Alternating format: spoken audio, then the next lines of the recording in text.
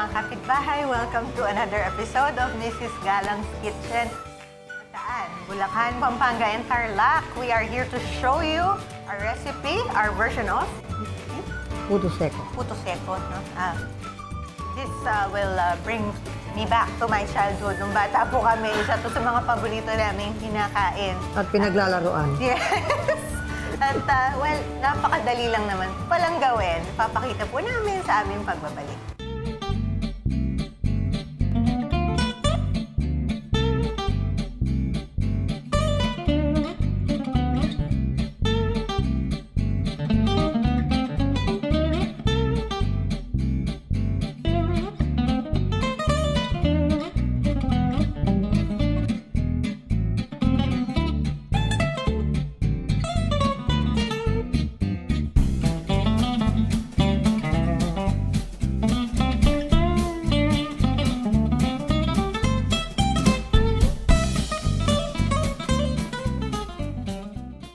Puto seco ang gagawin natin ngayon. Buti Hindi na lang, yung, may tubig pa. hindi yung cookies na nakikita natin sa supermarket. So, ito yung puto seco nung bata. Pero meron pa rin ito ngayon eh. Yung, Kaya lang, yun sa Kabalansian ginagawa yan. meron pa rin ngayon, kaya lang, mahirap daw gawin yun. So gumawa tayo ng version pang bahay. Dahil ngayon meron naman tayong rice flour. Hindi yung giniling na may tubig. Para So po, tuyo na siya agad. para ito sa mga nasa abroad na gustong kumain ng puto seco na wala naman yung special oven na ginagamit nila sa Kabalansian nung araw. Unang step, i-toast natin o isangag natin yung rice flour hanggang mag-brown ng konti. Parang gumagawa tayo ng pulbo. Pulboron pero rice flour ang gamit imbis na harina. So magaang ang rice flour. Kailangan. Slowly. Kasi magaang. Tama. Magaang nga. Mas magaang siya pag tinimbang mo. So yung isang nung ginagawa ko yung puto seco, masyado siyang mapino, so masyado siyang sumisiksik. Kasi yung talagang puto seco, dahil bigas na ginigiling, sasangag, kaya merong grains na maliliit. Ito, pinong-pino. Yun ang kaibahan niya. Ang alam ko, yun, parang may liquid, tapos ini-steam, tsaka patutuyin sa oven. Parang lasa Tapos, lang. kahoy yung kanilang mga molde. We did get the chance to see how it's done. Ang guide lang namin yung lasa. O yung iba kasi ngayon, ang sa puto seco is yung oraro cookies. Yes, it's not uraro. Or yung isa naman yung parang pasensya na cookies. Bilog-bilog na maliliit. Ito yung oraro dati na pag kinain mo, hindi ka agad makakapagsalita dahil medyo tuyo. Unang kagat ko nga yan, inubo na ako eh. Sabi na Nenga, kasama yung pag kinain mo yan. Yung likod mo sa bibig, kaya kailangan may katabi kang tubig. Dehydrate yung bibig mo. Oh, madidehydrate nga, sisip-sipin niya lahat yung yung moisture ng bibig mo. At ba kaya ganun? Dahil sa tuyong-tuyo Kaya yan. seco eh, dahil tuyo. Pagka maramihan, pwede naman to sa oven. 400 degrees, tapos hinahalo-halo lang every few minutes hanggang mag-brown. Parang sa pulburon, pag marami yan, oven. Yan na, nag-umpisa na.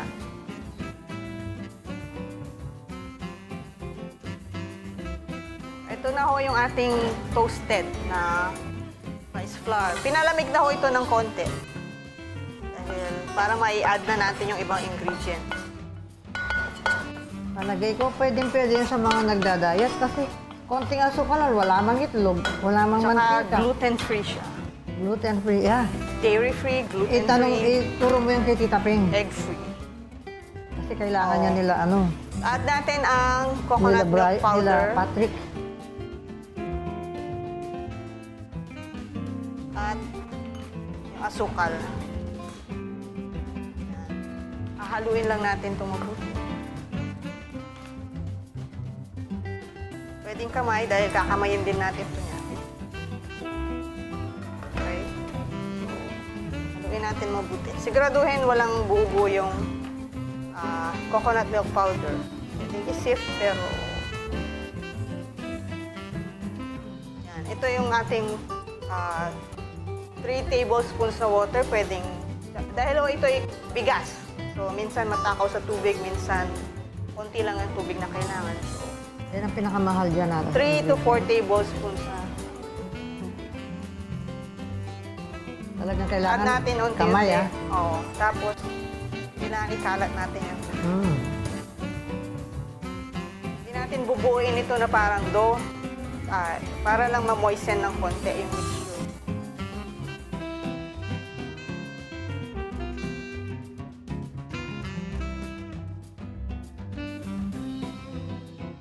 Hindi naman sa ganun kahirap gawin. Madali nga. Ang dali. Yung ang version na to. Madali. Kasi tuyo na agad yung rice flour natin. Ito mo kain dati. Pag giniling yung bigas, di ba? Oo. May kahalong tubig. So, papatuyuin pa yon. Tapos yung coconut milk din natin, hindi na liquid. Coconut milk powder na.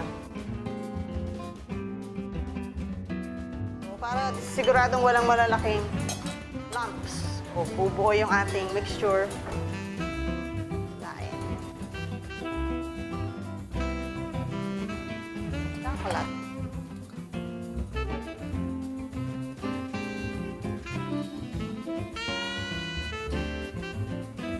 Parang tuyo pa rin, medyo hindi dapat magbuo yung mixture natin. Yan o, lumilipad pa rin. Meron lang konting tubig. Kung di ko lang natikman yan, magtataka ako ngayon, sasabihin ko sa'yo, ano yan? Yan ang natikman ko na. At pagkagat ko po, humanap ako ng tubig. Kasi nga, ay puto seko nga, sabi ko.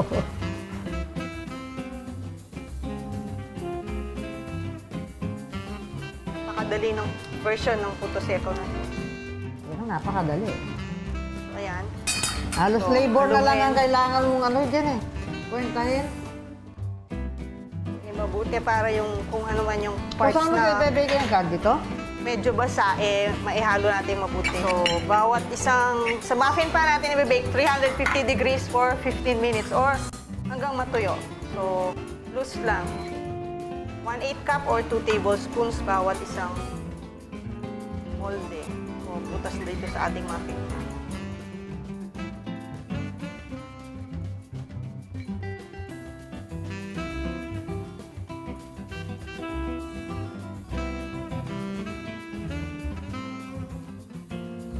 Mga 12 ang nagagawa nito, sakto sa isang muffin. Pwede yan. Tita Peng. Oo, sa mga bawal sa gluten, bawal sa egg, bawal sa dairy products, ayan. Yung asukal lang mahirap palitan dahil nakakadagdag siya dun sa pagbubuo ng mixture.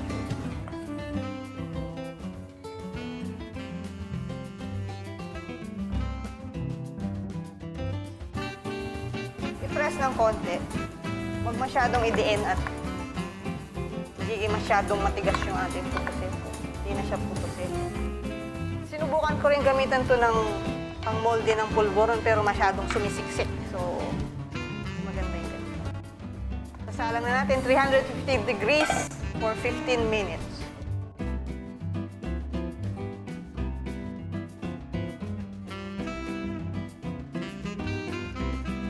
Yan. Ito na ho ang ating puto seco. After baking for 15 to 20 minutes, 350 na oven. So, medyo magapok yan. Ganyan naman talaga. Kailangan ko lang ng isang Kailangan basong mar- tubig. Isang basong tubig mamaya pag tinikman namin ni Ethel yan. Yung puto seco na ano to, no? Yung talagang lumang puto seco. klase, no? Yes. Yung, like I said, Hindi yung cookies. Ang true test ng puto seco, yung kasi dry siya, na pag sinubo mo,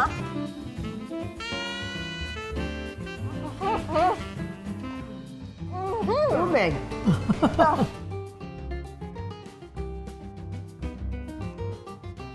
parang sinisip-sip niya lahat yung moisture sa bibig mo. Hindi ka makakapagsalita. Di ba noon may contest yata sa TV na makakaingay ng puto seco, tapos masisipulin ka lang. Pipito ka na, na course, imposibleng gawin. Bata ako, binababad ko to sa gatas kasi Mawawala.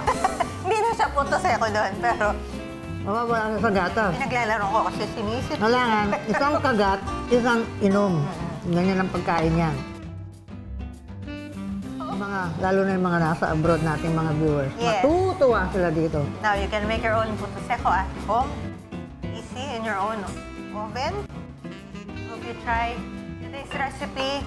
For your questions, comments, and suggestions, leave us a message sa amin pong Facebook page, facebook.com/Mrs. Galang's Kitchen. And our old episodes, mapapanood nyo po sa aming YouTube channel, Mrs. Galang's Kitchen. Okay? So, kakain po ako ulit nitong puto seco. Saka kasumipol. Maraming salamat po.